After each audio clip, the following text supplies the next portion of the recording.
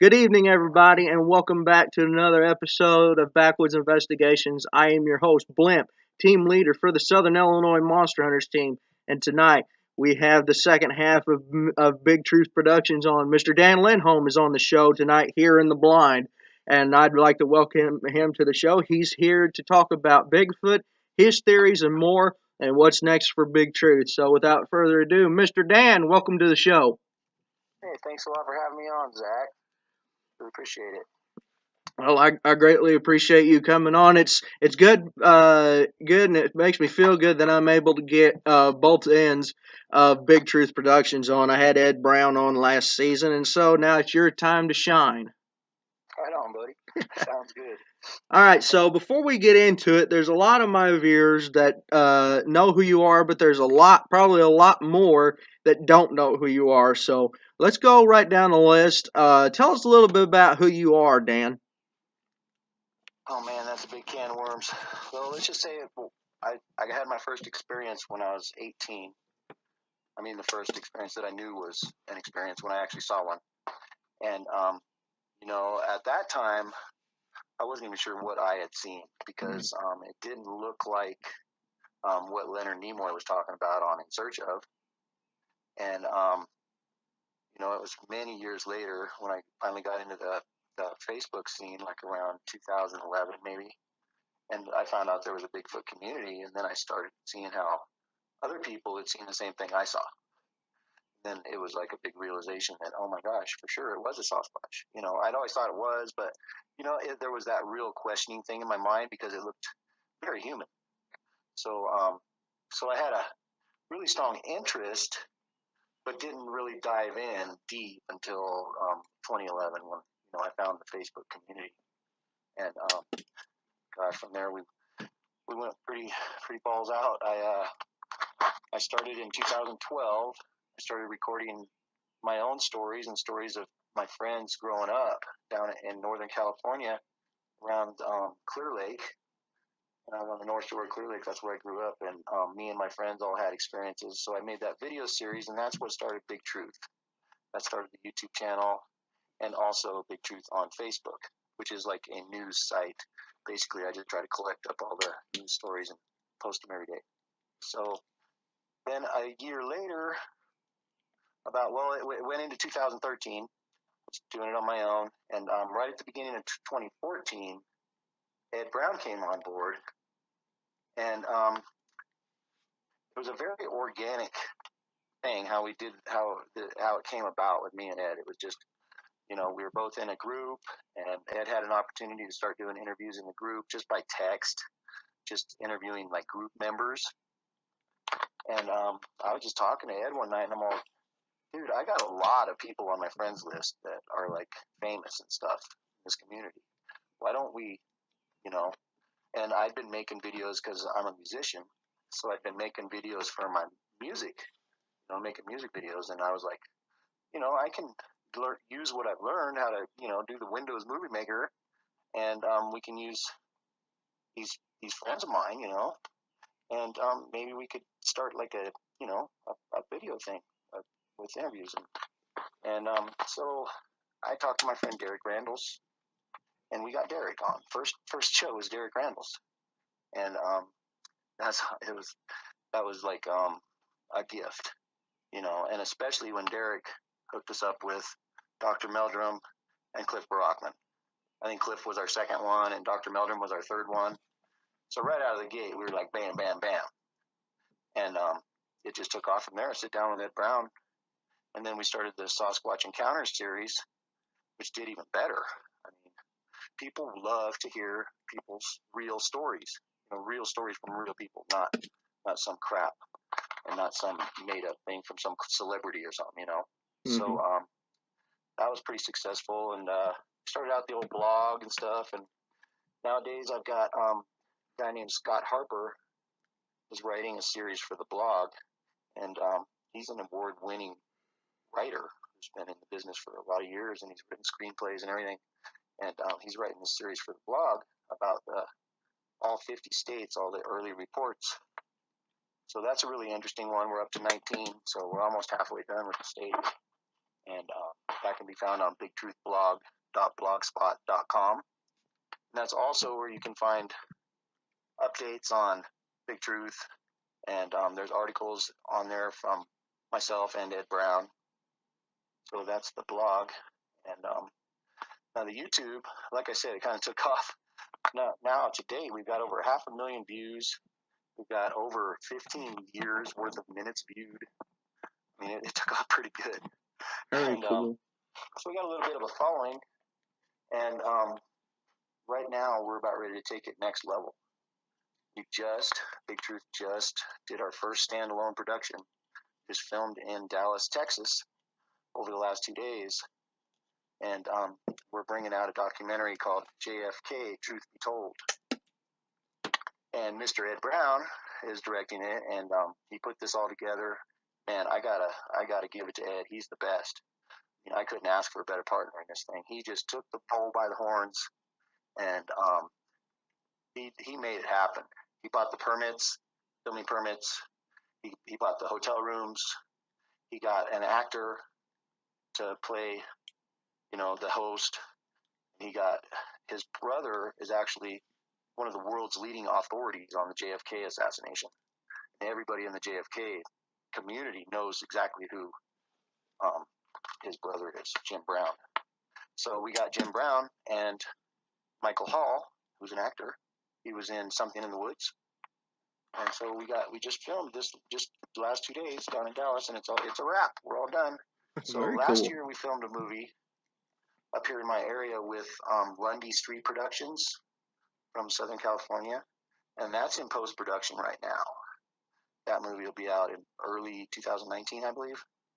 So, but that was a co-production for Big Truth, and this is actually our first standalone production that we're doing on our own, which is kind of big news for us. You know, cool deal.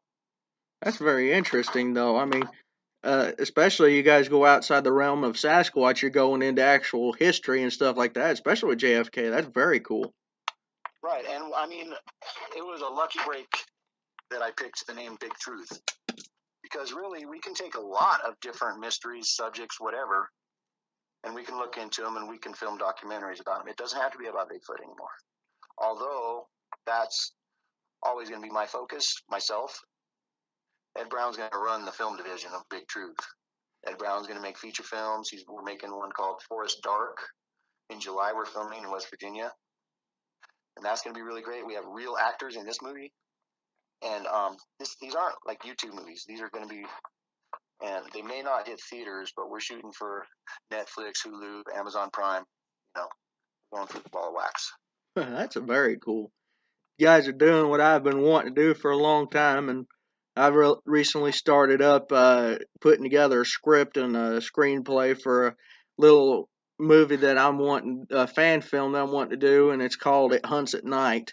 So who knows? I may end up giving that up to you guys, let you guys film it. That sounds like a lot of fun, man. Yeah. You know, we're always open for ideas. We're shooting for we're just shooting for the moon right the second. You know, both of us, me and Ed, are, you know, up to our necks in debt. And I mean, I'll just be honest. You know, it's not easy trying to get something like this going. And you know, like I said, I got to give it to Ed. If it wasn't for Ed, I'd still be thinking about, you know, maybe some kind of pay-per-view podcast or something on that level, you know. And Ed is taking us to a whole new level. He's the man. Very cool. So you mentioned at the beginning here talking about whenever you had your first encounter. Let's go into that. Okay. Go ahead and tell us about that. Don't spare the details. The floor is yours. Tell us about what you was doing leading up to it, whenever it happened, and the after effect. Stage is yours, Dan. Have at it. All right. Well, thanks a lot, buddy. All right. I've told this story lots of times, but I'm not going to refer you to my YouTube channel. I'm not going to refer you to some other podcast. I'll go ahead and tell you the whole story. All right. This was, I mean, I am telling you, it was a life-changing event on a major scale.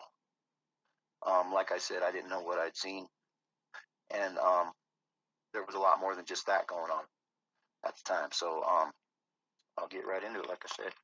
So my buddy and I, Michael, we were just hanging out in town, in the little town of Upper Lake, California, on the north end of Clear Lake. And we're just hanging out. There's a place on First Street, the bridge, where us kids would just hang out until other people came around, you know, so we'd go cruising or whatever. And that was kind of our meeting place. So Michael and I were hanging out, and we see our buddy Les in his Jeep come down the road. And he pulled up, and he had a couple girls with him. And we're like, oh, cool. And one of them we knew from school, and the other one I did not know. She went to a different high school. And he said, we're going up to Pinnacle Rock. You guys want to go? And we were like, yeah, heck yeah, because I used to go up there a lot, and I just loved it. There's a really killer view of Clear Lake and Mount Kanakahi, and you can see way back behind also in the Mendocino National Forest. It's beautiful, and a great view. Like I say, it's way on top of the mountain, and the rock sticks up really high so that you get up above the trees and everything. It's really a great view up there, so it's awesome. So I'm like, yeah, let's go. Heck yeah. And he's all, well, we have to stay the night because I don't have any lights. And I had known that he'd only had one headlight for a while, because at night you'd see him coming down the road with just one headlight. But apparently his second headlight had blown out, so we had no lights on the Jeep. And he said he had a couple sleeping bags, so we're like, yeah, that's cool. We can stay up there. It's fine. And besides, you know, we were young kids. I think Michael was only 16 or 17. I was only like 18. You know, I think I was wearing shorts and a tank top. I wasn't really prepared to go up to like 5,000 feet and stay the night. But, you know, we were kids. Dumb kids. So we were on our way up there, you know, we're all in jovial mood. We're all happy, you know. Us guys are all, of course, thinking, oh, there's a couple girls here, you know. And, you know, it seemed like we were going to have a great time. So we get up there and park. And when you get there, you have to drive off of the main road. You have to drive on this little fire road.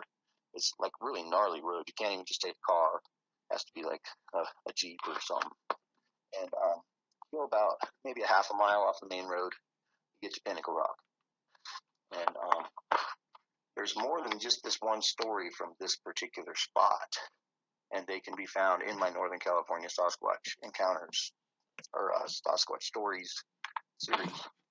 Quite a few friends who had stuff happen up here. But anyway, back to my story. So we get there and we park. And the first thing I said was, let's walk to the end of the road over here, because like another maybe 100 yards, the road just has an abrupt end, like at a cliff. And it's another really cool view. So I was like, let's go out there and check it out. Everybody else was like, no, man, let's just go up here. So everybody else headed up to Pinnacle Rock, and I went down this little road to the end of the fire road. So first thing after I get out of sight of those guys, I start getting this feeling of being watched, like hardcore. And so I'm all alone on this little fire road, and man, this feeling was like so strong. I just thought for sure that my friends must be messing with me. They must be going to sneak up on me or something. So I didn't turn around or anything. I just kept going. And I get out to the end of that point, and man, that feeling was so strong. I just knew somebody was back behind me watching me. So I used to be an athlete. I used to play around basketball and stuff all the time. I was pretty quick, and man, I loaded up and I just spun around. I mean, quick. And when I spun around, I saw something dart behind the bush, about only 20, 30 yards behind me, right at the opening of it's kind of like a cul-de-sac almost, or like just a rough, you know, dead end. But something bailed in the bushes, and it was, you know, taller. It was 6, 7 feet off the ground. All I saw was like this black hair waving in the wind and bailing into the bushes. And all I could think of was that it was a bear. I didn't think for a second it was a Bigfoot.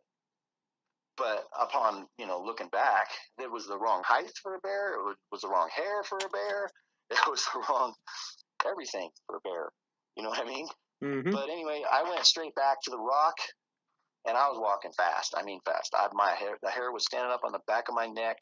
I had that feeling of being watched like never before in my life. I was like, oh my gosh, I could not wait to get up that rock. And as there's like stairs that go up and around the side of the rock to get to the top. They're cut in the rock. And man, just walking up those stairs, it was the most intense feeling of being watched. And man, I get up to the top and I was like, oh my gosh, I think I just saw a bear. And I said, and he must have been watching me all the way because I could feel it. Like I was being watched this whole way, back to the rock. And my friend Leslie says, was it the monkey man? And man, I'll tell you, all of us just started laughing. We're just laughing. We're like, no, it wasn't the freaking monkey man. It was probably a bear, And he goes, no, it's probably the monkey man because they're out here. And I guess he'd spent a lot of time out in the woods, Les. And he said he started telling us about they throw rocks at you and they do this whoop, whoop. And we're just like flabbergasted. We're like, no way, dude. No way. So I totally thought it was a bear. All of us totally doubted Les's, stories. And we were going on from there. So me and Michael and the two girls were both looking out towards Clear Lake, the lake, and Mount Canocti. And Les was facing us. And we were all like sitting Indian style on top of the rock. And all of a sudden, Les jumps up. He's all, did you see that? And we're like, what? We didn't see anything. What are you talking about? He goes, there was one right there, right there. There was a little one. He peeked up and looked over the back of the rock. And he ran to the back of Pinnacle Rock. And it's like a sheer cliff, especially on that backside. It's just like straight up and down.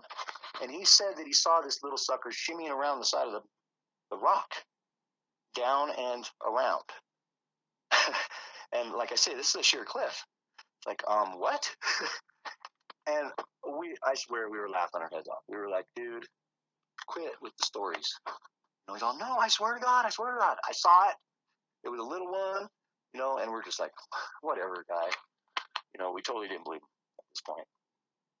Then it was no more than, 10, 15 minutes at the most later, we hear this big ruckus going down the mountainside behind the rock. And I mean, it's like just all shale rock, real loose stuff. And man, something went down the side of that freaking mountain about halfway, fast. And we're like, what in the heck was that? So we start throwing rocks down there, and just to see. And we were throwing these boulders over off the back, and you could hear it go all the way down the mountain, all the way down to the bottom. Now, the other thing that happened, it only went like halfway down the mountain and stopped. And now the rocks that we threw, they either hit a tree, bam, or they rolled all the way down to the bottom of the mountain, a couple thousand feet. So something went down that hill, and we're like, what in the heck was that? And so we're still like totally don't believe Les. We're nobody believes that there's anything crazy going on. We think it's just a big mess of coincidences or something. So we go down. It's starting to get dusk now. So we go down where we're going to build a fire, and we say, all right, everybody, let's collect up some wood. So all of us go out, for about 5 minutes, maybe 10, and we all collect up some, dry wood and stuff. And we got this big pile of wood. We're like, right on. So me and Les are hunkered down trying to start a fire. We're both just, down on our haunches right next to the fire, looking at the fire. I heard this thud and look up, and this big rock rolls right at our feet. And it landed about 10 feet from us, and then it rolled right at us. We're like, what? And this rock was about a foot by a foot and a half egg-shaped piece of granite. It must have weighed 45 pounds or something. I mean, it was heavy. And it just came out of nowhere. And I'm like, dude, that must have fallen off the rock. What the heck? And Les is like, no, it couldn't have fallen off the rock because we were actually down away from the rock a little ways. We were down towards the Jeep where the Jeep was parked. And he's like, dude, there's no way that fell off the rock. It would have landed right by the rock. It wouldn't have landed way over here by us. We're just like, wow. That's really weird. So we got the fire going, and we're all standing around talking. And again, Les is telling us his stories about the Bigfoot. And all of a sudden, Les goes, wow, quit throwing freaking rocks. And we just all started laughing our asses off again. We're just like, dude, would you quit? Oh, no, I'm serious. I got hit by a rock. Oh, nuh-uh. And then he goes, oh, there's another one. We're like, what? Would you quit it? And then my friend Michael got hit by a rock.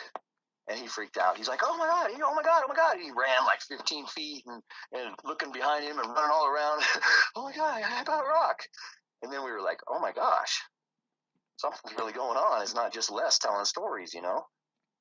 And so Michael throws a rock back into the bushes. And rock come back. And then Les started throwing rocks into the bushes. And, man, this was really stressful for me and the girls. I'm telling you, I wanted it to end. This rock fight went on for like hours, back and forth, between Les and Michael and what was in the bushes. At one point, they saw one. They're like, oh my God, you see that? You see that? And Les like, yeah, I saw it. And they're like, man, it looked like a little one. And then all of a sudden, Michael, he runs backwards and sideways at the same time, nearly tripping himself up. And he's like, oh my God, twins, twins. And me and the girls were just sitting there talking, and we're just all like, what are you talking about? He's all, they're twins. He's all, did you see that? That's all. Yeah, I saw it too.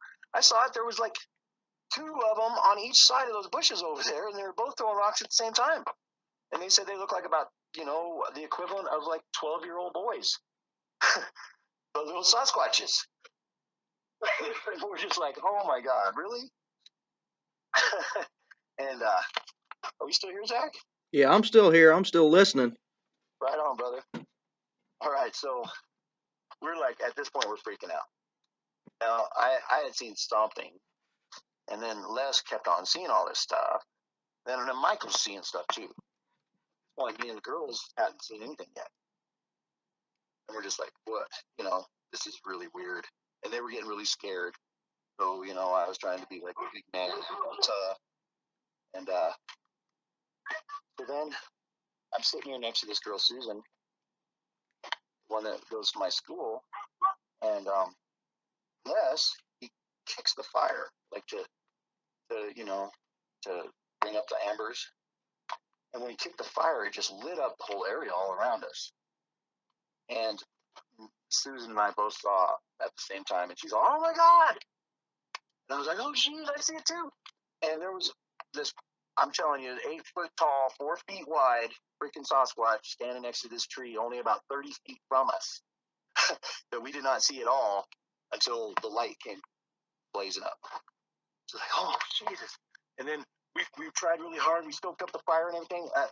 And I didn't tell you about the flashlight. We had a flashlight. But it was back in the day, I don't know if you remember, but you used to have flashlights, and when they'd go out, it'd be like they'd barely come on a little bit, and then they'd fade out. You hit it, they'd come on again. Well, that was the condition of his flashlight when we got there, and it didn't last long at all before it was totally dead. So we had no light, no nothing. We had no cell phones back then. We're talking 1986. And so, like I say, we blazed up the fire again. I went over there to see if I could find anything or see anything, and of course, it was long gone by then. Oh my gosh. And then we had to go to sleep, supposedly. So let's put we zip these 2 sleeping bags together.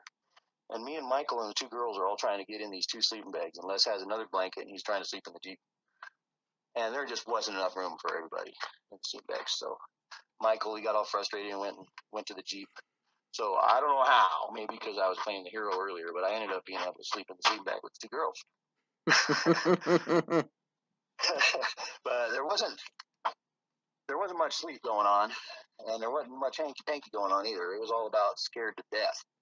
All night long, kept hearing these big old footsteps, not up at the rock or down by the Jeep, but on either side of where we were with the campfire. We were right next to the campfire, and I kept hearing these big old steps. And then come morning, I'm running on maybe 15 minutes sleep or something, totally dazed out of it. And the first thing I said when we all got roused up was, like, oh my God, did you guys hear, like, there must have been some elk or something. Did you hear all that noise when we were trying to sleep? And Les is like, dude, it was the monkey man. Don't you remember? Don't you remember last night, all that stuff that happened, the rocks, and you guys saw that one? And It was just like, oh God. And it was impossible to work it out in my head what happened. And I'll tell you, we were all in that Jeep. The very first break of light, I mean, it was like 5 a.m, and we started it up, and we're heading down that hill with no lights. The very break of light, and none of us said a word all the way down the mountain.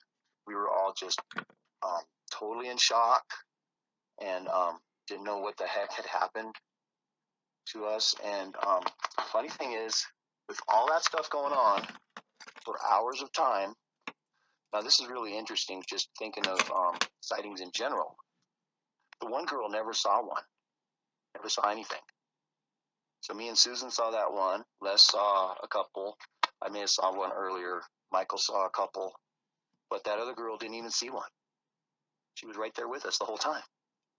So that just goes to show right there, even if they're all around you for hours, the odds of actually seeing them are really slight. They're not easy to see. It's happenstance when you see one. Wouldn't you agree, Zach? I mean, exactly. I mean, I've been out in the last couple of years with a couple members of my team, and we'd like to do a lot of night investigations, but during the summer. And there was one night I had about 6 of us out, and we split up into teams of 3, and there was 2 teams split up, and we was covering this one, both sides of this hollow. Well, 3 of us went up on that ridge, on the ridge line above the hollow, and the other 3 stayed down in the bottoms, trying to flush something out. And that's what we was doing up on the ridge line. Well, then we started getting activity around us, and I called that second team on my cell phone, and I said, bring the side by side and the 4-wheeler and come up here and pick us up. They was coming, and one of them was on the 4-wheeler, and the other 2 was in the side by side.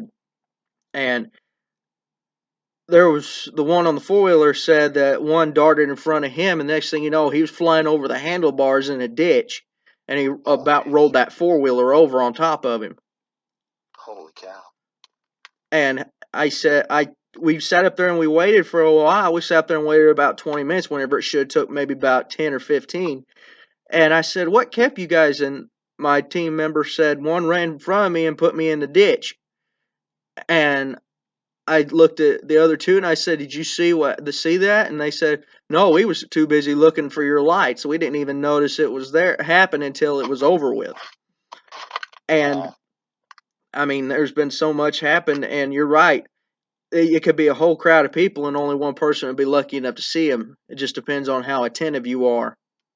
That's true. And it also has a lot to do with a 360-degree field of vision. It's really hard to pinpoint on one thing and see it if there's one thing out there. Exactly. When you're in a wide open area like a forest, it's nearly impossible. If there's one thing out there watching you, you may even feel them watching you. But man, to be able to pinpoint where they are and see them, good luck. And I can tell you by looking over videos and stuff, they'll be out looking, and as soon as you turn your head towards them, they disappear. And they just have an uncanny ability just to fade back into the brush right when you're looking. They know you're looking. And once in a while, I catch them like on the very edge of my footage, and then when I turn the camera towards them, it's a poof. They're masters of camouflage. So, I mean, and if you think about it, you can only focus in on a spot about 2 feet square, when you're looking out, 50 yards. You're focused on one little tiny spot.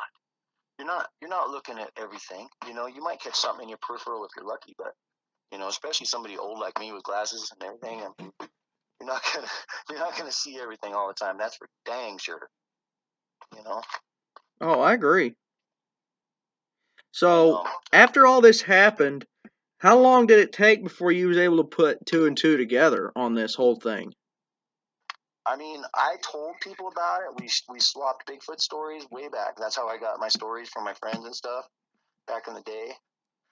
But I always said when I told the story back then that I didn't know if it was just some kind of wild man or what, because that's what it looked like, And that's one thing I miss sometimes is the description. So let me get into that for a second. The one I saw, he had the classic. I mean, if you're familiar with Big Truth, my page on Facebook, there's a guy that I used for the profile picture on there, and he looked like him but older. He had a wide nose, he had a wide mouth, he had eyes that were far apart but sunk in his head, a heavy brow. I did not notice a sagittal crest on this guy. I did notice that he looked an awful lot like a Native American. He looked like a person with this wild hair, and his hair must have actually been caught on his ears because he almost looked elfish, like his hair was sticking straight up on both sides of his head, which was weird. But like I say, I think it was caught on his ears and sticking up. And he looked disheveled. His teeth didn't look like they were all good. When we saw him, we probably only saw him for like a second and a half, 2 seconds before he bailed right behind the tree there. But you know, I surely didn't look down. I didn't see his knees. I looked straight at his face. So I will never forget that face, even though it was just like, you know, milliseconds, whatever, that I actually saw him. And when she screamed and said, "Oh my God," he opened his mouth like like he knew he was caught. And his eyes got big and his mouth got big. And then he just stepped right behind that tree. Like just disappeared. Wow. And man, he was a big guy. He was big. And like I say, I didn't look away from his face. I just looked right at his face. But man, I could sense his size. I could sense that you know, like I said, 8 foot tall, 4 feet wide, big boy, big old boy. And I would estimate around 50, probably, in Bigfoot years. He wasn't, you know, no young buck. He was probably the clan leader or whatever. But yeah, that was pretty freaking amazing experience. And I mean, that was like my first one. And it was so crazy because we couldn't leave. You know, I'm like, dude, I walked down in front of the Jeep, you know, when we still had the flashlight. I was like, dude, I'll walk down in front of the Jeep with the flashlight, and you know, I'll just yell out to you the whole time so that you don't run into me. And he's all, "No, man, we're not going to take this Jeep down." It was like dark out. And we just couldn't do it. Even when we went down in the morning, we got down near the highway and we still had to sit and wait for another half hour for there to be enough light for us to be legal going down that way. I mean, we left at the crack of dawn. Sounds like it was. Sound like you guys had your own little version of the Ape Canyon incident. Kind of, where we were. I mean, anybody would have just left. You know what I mean? Anybody, but we couldn't. You guys had no choice.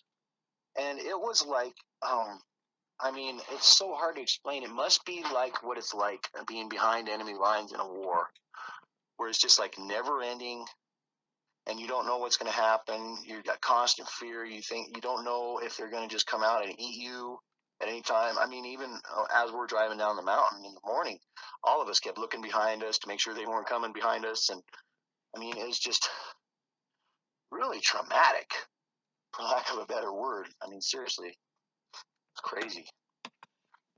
It sounds like it would be. I mean, I've had them whenever I'd be camping. It was either by myself or I had a person with me, and they would come up close, but they wouldn't get too close. But usually, whenever I'm alone, that's whenever they usually get up real close. Do you think that if it was just, do you think that night, because you said you had 2 girls with you, do you think they was attracted by the presence of women being there? I do. And I also think that they were emboldened by the fact that we were just a bunch of young kids. You know, we were all just like high school kids or just out of high school. And I think that has a lot to do with it. You know, just a few years ago, I was down visiting friends at my mom's, and my friend reminded me that we were at a school party one time, and we kept getting these rocks thrown at us, and we were up in the mountains. And we didn't know what to think, but we thought there was this one couple that had disappeared, and we thought for sure it was them. They must be up there. And we even went up the mountain looking for them, going to get them because they were throwing rocks at us. Then we come back down by the campfire and such. Next thing you know, that couple comes out of one of the cars right there by us. They were never even up on the mountain. And you know, that's not far away at all from where I told you about my other experience. You know, so things happen all the time to kids, and they don't even know. Kids don't even realize what's up. I I know they're think. too anymore nowadays. They're too busy piddling on their phones, checking social media. They're not paying attention to their surroundings. Exactly. And that's the thing, though. I could tell everybody, especially when you're in the woods, it doesn't matter if you're camping or squatching or whatever. You always pay attention because you may never know that one thing you miss could kill you. That's right. Last summer, I was lucky enough to see one right up here in my research area while we were filming. The movie is called Here Be Giants, the one I was telling you about from Lundy Street Productions and Big Truth Productions. But we were up here filming that, and Ed Brown and I just got to this place, this campsite, and there's like a pond, like a feeder pond, or like it's for you can take your horses there and they can have water or whatever. And so there's one other old couple at this little campsite, and they were a little ways from us, but they must have been drinking or something. They're all whooping and hollering every once in a while. So this old man, he hollers, and it bounced right off the bank of that little pond, and it sounded to me like it was on the other side of the pond from us. And so instinctively, I jerked over there, looking over there, just in time to see this big guy, man, just take off walking through about a 6-8 foot gap in the trees. I could see him walk. I could see him from the knees all the way up, all one color, all dark, real black, and had a funky walk, like a patty walk, And the weirdest thing was, I took note that it was a strange kind of a jaunt across there, and I took note that he was all one color. I took note that he was really big, tall, but my brain tried so hard to tell me it was a person. I'm telling you, we're there filming a movie about Bigfoot. This is my research area where I've had tons of stuff happen. I know Bigfoot's out there, okay? And still, my brain would not let me believe it was Bigfoot. And I was like, there's no way there's a person. We're miles away from any other campsites. There's, down at the very bottom of this mountain, there's a trail that goes by, but there's no reason at all for somebody to climb up the freaking mountain to cut across or anything like that. You know what I mean? It just didn't make. And I kept looking and looking and looking to see if they came out the other side over by the old couple, and nobody ever came out the other side. I was like, what the heck, man? And then we go over there, me and Ed. We're looking for footprints and stuff, and like I said, I'm in Southern Oregon, and footprints are really hard to find here because it's like pine needles everywhere all the time. You can find like impressions pretty often, but to find a good print is really hard. So we go over there, and we couldn't find any prints or anything, and then we just bailed down that side of the mountain over there, kind of checked it out for a little bit, and then we were coming back up the mountain about a half hour later, and Ed Brown saw one, and it was right in the light. He said it was almost like a brown color, almost light brown, because it was right in the sunshine. And he saw it go right behind this tree. He didn't see the face. He saw like from the middle of the head back, and you could see like a humped back on it, and the back of the head. And he said, oddly enough, the only thing you could think that it looked like was like a walking bear, because of the hump. It had a severely humped back, he said. But once again, we walked straight to that point. We're looking for, whatever. We got our cameras on. We're totally being observant. We didn't see any bear. No bear took off running. No bear growled at us. No bear. There was no bear there. You know what I mean? Mm-hmm. So basically, within about a half hour of each other, or 45 minutes, I think Ed and I both saw one up there in my research area.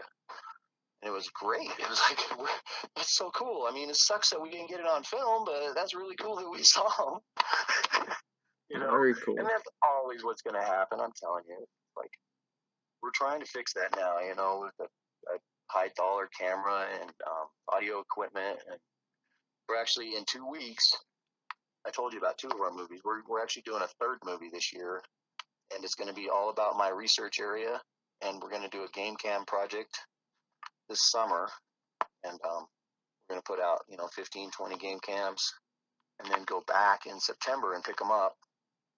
And I know a bunch of people out there right now are saying game cams don't work. Well, game cams haven't worked. I'm not going to keep doing the same thing over and over again and keep failing like everybody does. I'm going to try something new. All right? Is everybody cool with that? I'm going to try something different. All right? Now, I'm not going to just let them watch us put them up in a tree at eye level. That's everybody's mistake. I'll tell you right now. I'm going to hide those suckers underneath logs, whatever, where they're just poking out, where they can see an area. I'm not going to put them right at eye level. And I'm not going to let them see me deploy them either. I'm going to cover myself up completely, like with one of those fire blankets or a tarp or whatever. And when I deploy those cams, they're not going to ever see me do it. So right there's two things that we're going to do different than everybody else. And hopefully we're going to catch them. We're going to catch them on film. There was a guest I had on my show. He's talking about the one theory that the theory of how game cameras don't work and that Sasquatch can sense them. He said that they could possibly, like a bear does, smell the alkaline in the batteries. That's possible. That's possible. But if they're smelling something and they start looking around, if you've got your game cam strapped to a tree at eye level, it's going to be real easy to see. Right? Right. I mean, I'm just saying they travel a lot. I'm definitely not saying that I know for sure we're going to get the money shot. I mean, there has been really crappy luck with game cams, but we're going to give it the old college try. We're going to give it a shot in what could be the most active area anywhere. I mean, when you look at the accumulation of evidence from my research area, it's astounding. That is the main point. When you look at anybody's research, look for an accumulation, not just one stick structure, not just one print, because nature makes anomalies. Things happen sometimes, and you can never. I mean, even like I say, all the great stuff I found, like very very little of it that I will stand there and look you in the eye and tell you 100% I know it's Sasquatch. Because I'd be a fool if I did that. You know, why would I go trying to tell people that this? You know, I'm not trying to convince. Put it this way, I'm not trying to convince people the Sasquatch is real. I'm trying to show them what's out there. Let them make up their own minds. But I'm going to show them what's out there. In this documentary we're making this year, I'm going to give them everything I've found over the last 5 years. That anything significant is going to be in it. We're going to spend 11 days in June out there, and then another week in September. And I have interaction all the time when I just go out there for a day trip. I've had so many rocks thrown. It's not even funny. And you're so alone. Like this one time, for example, when we got there was nobody at all at the end of the road where we had to bail and we had to walk 3 miles to where we go. And we had all these rocks thrown at us and everything. When we came out, there was one old couple that was set up on the beach there fishing. So it was a Tuesday, way up in the mountains. There was nobody there. I mean, I can guarantee there was nobody throwing rocks at us. It was something, I've had trees thrown at us.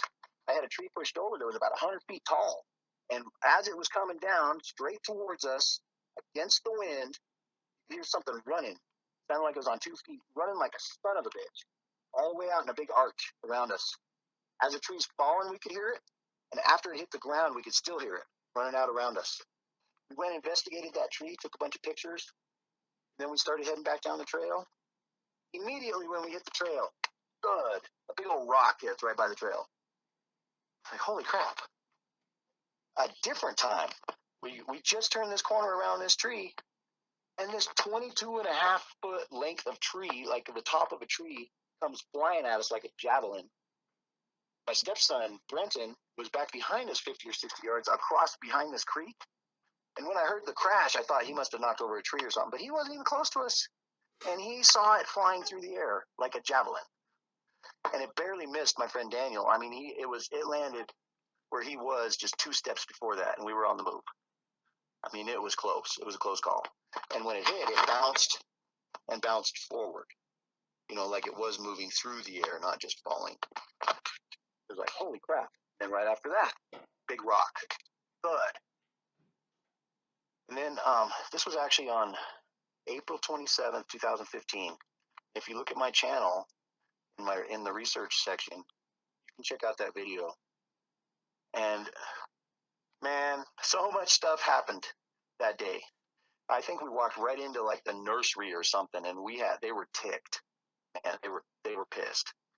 And then we heard this weird monotone whistling that same day, and it just kept on going, like kind of sounded like a sonar, like the old movies, the old submarine sonar, you know. Mm-hmm. It was just a super duper monotone whistle, and I never even tried to say it was Sasquatch, but I noted in the video that it was weird, and we were all whistling back and stuff on the video.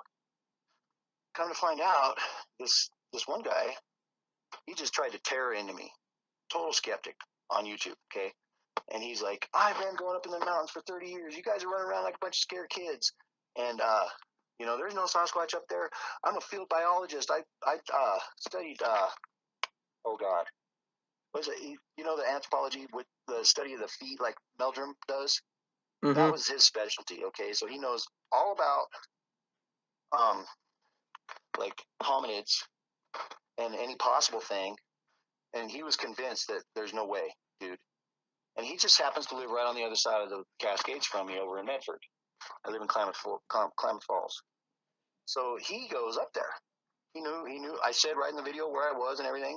So he goes up there trying to prove me wrong. He's like, that wasn't no damn Sasquatch. That's some kind of bull or something, like a little weasel or a little gopher or something. He's sure that's what that must have been. So he goes up there, and he didn't go all the way up into where we were. He was way on the far end of the lake from us, where you can park and all that. But he took a little jaunt out in the woods, and he started hearing that whistling. Then he heard it a different spot. He heard the same thing. So now he's heard it himself. So he goes home, and he's like, I'm gonna prove this guy wrong. And he gets on his computer, and he starts listening to all the animal sounds in North America. No match. Couldn't find it. So he said, I knew it wasn't a bird, but I had to double check. So he checked all the birds that could possibly be in that part of North America. No match. He said that this little thing kept popping up on the video saying, watch this, and he never goes to those. But he finally said, all right, check it out. Turns out he found something that sounded almost exactly like it. And it was an orangutan with learned how to whistle in captivity. So the closest thing this guy could find to what we were hearing was a primate. Wow. And he's the expert. He's the man. You know what I mean? He's a scientist. And now he's going to let me borrow his Leopold night vision. He wants to contribute game cams. I mean, he's totally on our side now. He's been out there with me a couple times. He's a fan now. He's a believer. And he even saw one out there when we went out there together. It was just a little peeker thing where he barely saw one, but he saw one. Very cool. Yeah. Pretty neat. But anyway, yeah, we're doing that big project, that big expedition this year is going to be I'm going to put everything I got into this movie. I'm going to be editing it. I'm going to be doing everything on this particular one. Ed Brown's taking care of the other ones. But this is my area. This is my research. And like I said, I'm going to go back in time and I'm pull up everything that's been significant over the last 5 years. And I just feel like this could be my Guns N' Roses appetite for destruction. You know what I mean? This could be the best thing I ever come out with. So I'm not gonna rush through it. I'm not gonna cut corners, anything like that. I'm gonna try to make it a really special project. That's the best way to do. Special. That's the best way to do. Put your heart and soul into it and don't hold back on it. Exactly. Well, exactly. And sounds I'm like opening myself up to some criticism because I'm going to show my blob squatches. You're damn right. Because, like I said, it's about the accumulation. All right, I have this accumulation of evidence, and even if I don't have anything that looks like Todd Standing's Bigfoot, I can tell you that right now. I have some blurry, out of focus things watching me, and sometimes I have movement where in a series of pictures you can see them actually moving, and they're not, the Holy Grail, that's for sure. But I'm not gonna, like you said, you don't want to hide anything. You want to put it all out there. You want to and that's part of Big Truth, the honesty to show what might not even be good too. You know what I mean? Right. What I want to do is just present it all, let people make up their own minds. I truly think that Todd made a mistake on his last documentary, Todd Standing, because he's trying to convince you the whole time. He's trying to convince the scientists that are there with him. He's trying to, he's almost putting words in their mouth, trying to get them to say stuff. This project is going to be the exact opposite. We're going to interview the people that come. You know, you're going to get their impressions. But I'm certainly not going to try to lead anybody into saying anything. They're going to say what's up. It's going to be the big truth, brother. That's the best way to do it. I mean, I've only brought select people into my research areas, and a couple of them being my team, one being a member of my family, and one being a friend of mine from college, who I call Glitch. And I don't say a word to him the whole time. All I say is listen and look for sign, pay attention to what I show you, but you tell me what you take from this. You don't say what I tell you to say. And they always come out and they say, you know, you've seen something in this area, and I don't doubt you in the least. And I just go and I show them, I present what I have to show, and it's their take on what they find. Yeah, and that's perfect. You know, and a lot of people like that, the older guy that I was telling you about, for example, he was under the impression that I'm finding these stick structures and stuff everywhere because in my videos, I only put the stuff in there that's good. You know what I mean? I don't put the footage of us walking for miles where there's nothing going on. You know what I'm saying? Right. So, I mean, you you know, got to bear in mind. I might have 3 hours of video, you know, and I'll make a 20-minute video out of that, and I'll only take the very best stuff when stuff is going on, when somebody's got something to say. You know what I mean? That's Don't what. put. That's like what the way one of my neighbors he put it to me. He says, just do the highlight points. Don't draw it out because if you try drawing the whole thing out, people are going to get bored and they're not going to watch, and then they're never going to see what you're trying to show them. Yeah, I agree. I agree totally. Totally. But yeah. Anyway, got a little off track there. So that's But, okay. But this year, you know, I told you we got to walk about 3 miles to get to where I had all that action. So that's about 6 miles round trip just to get out there, you know, hiking. So that's already, you know, 4 or 5 hour day, basically.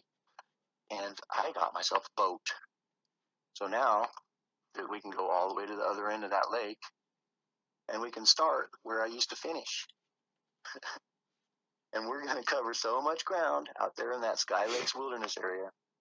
I mean, it's like I said, we're going to double what we can do, you know, to be able to get out there and then hike. Oh my gosh.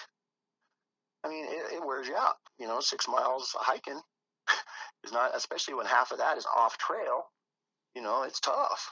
It wears you out. I got the plan now. I've been wanting a boat for so long and I just bought it a couple months ago. Very cool. Man, it's so great. We're going to get out there and, like I said, be able to cover lots and lots of ground. Is it a John boat or a bass boat? It's an old Bayliner. Ooh. 1,700-pound capacity. You know, I can fit like 5, 6 people in there easy. Very cool. Very cool. That's one thing, especially that I say. I mean, it's expensive, but it's always good to have a boat in your arsenal for research vehicles because a lot of Bigfoot are seen around great expanse of water, big lakes, Exactly. rivers. Totally. That it's and not only that, even having a little canoe to go up these real big creeks and these little rivers and everything. I totally agree. It's one of the best things. I mean, it's really going to reach deep in your pocket to get them, but it's an effective tool to have. Oh yeah, I'm gonna be paying every month for the next 2 years for that boat. But Oh you know boy. what? Like I said, after our necks in debt, make this stuff happen. But you know, like I said, I really wanted it for the longest time. I feel like I need it. You know, I need that because I'm just wasting way too much time hiking. You know what I mean? So Exactly. it's gonna be very, very cool. And I'm so looking forward to 11 days straight out there every single day out in the deep wilderness. We're talking old growth forest, We're talking areas where there's not one stump to be seen, never been cut. Virgin timber. It's beautiful, beautiful country. Sounds Just like amazing. it, man. Well, Dan, we're getting close to time to get to split, buddy.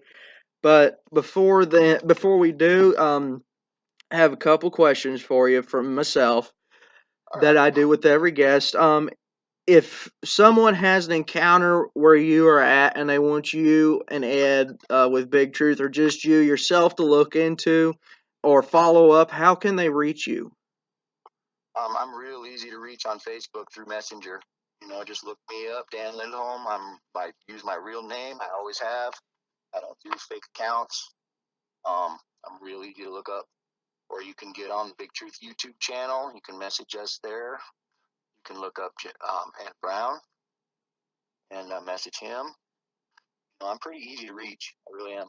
And definitely, if somebody around here has something going on, like right now, I have a line on a guy who's having a harassment situation, and he's a caretaker at this ranch, and the homeowner is actually out of state right now, and he's concerned, and he got a hold of me, and once he gets back in the state, we'll do some investigating out there. So that'll be great. But yeah, we're totally down to try to help people more than anything. Somebody has a situation where they're scared.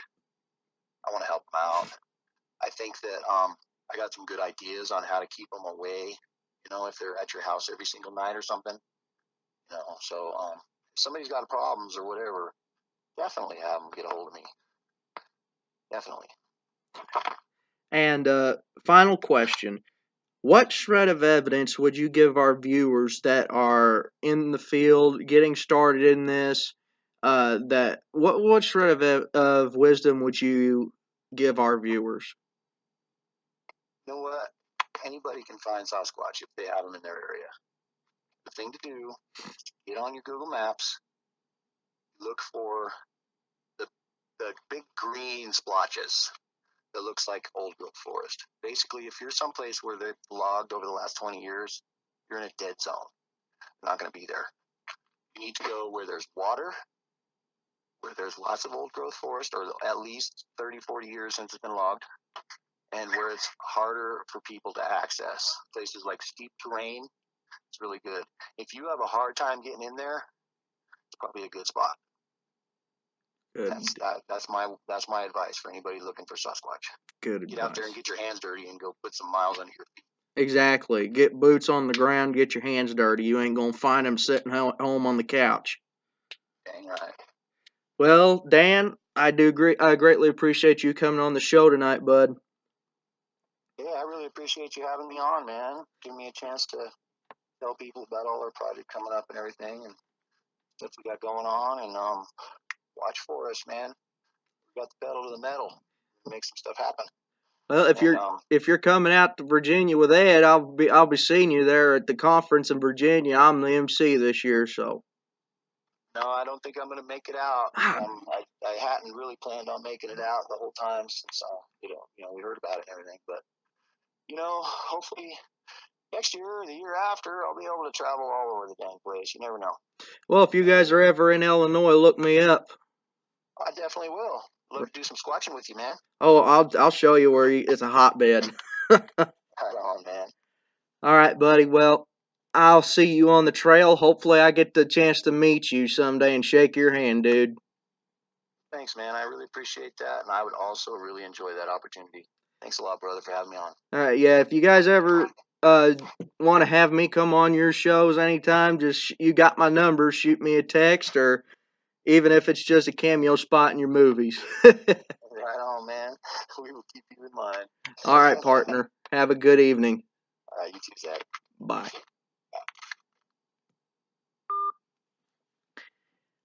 And that does it, everybody, for another episode of Backwoods Investigations. Be sure to check out BigTruth.com and look them up on Google. Dan Lindholm and Ed Brown. Sit down with Ed Brown. Big Truth Productions on YouTube. You can watch them.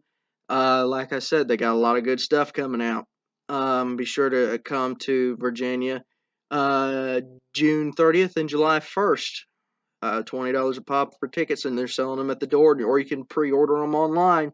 Be sure to come on out to Crab Orchard July 27th at 6 o'clock. The doors open, and it's free to the public. Come to the SIMH first annual Bigfoot seminar.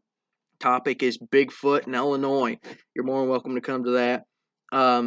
October 19th, 20th, and 21st of this year in Kingsport, Tennessee, the Tennessee Bigfoot Conference at Bays Mountain Park Expo Hall. I will be there speaking along with Matt Delft, the She Squatchers, Papa Stro Maestro, Dr. John Stamey, Boogie Woogie Man Valiant. We will all be there. Hopefully to see you guys there. And also, be sure to check out Dan Lindholm and Ed Brown's Big Truth. I'll see you guys soon. Be sure to tune in next time for my next guest. So until then, everybody, keep a wary eye out and keep your ears in the wind and your nose on the ground. And I'll see you guys next time on Backwoods Investigations. Be sure to like and subscribe to this channel. Leave a comment. Share me with your friends. Whenever you subscribe, comment on the video saying, heck yeah, I subscribed. I'll give you a shout out on the show. So until then, everybody, have a good night. Hopefully everybody has a good rest of their weekend, and I'll see you guys soon. God bless. Stay squatchy, everybody.